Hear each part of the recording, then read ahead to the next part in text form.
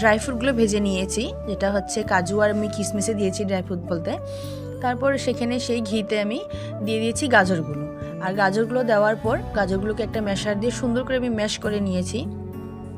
তারপর এখানে আমি দিয়ে দিয়েছি ডাবের গুঁড়ো, আর তোমরা যদি চাও এখানে কিন্তু নারকেলের গুঁড়ো দিতে পারো, আমি এখানে ইউজ করেছি কিন্তু ডাবের গুঁড়ো।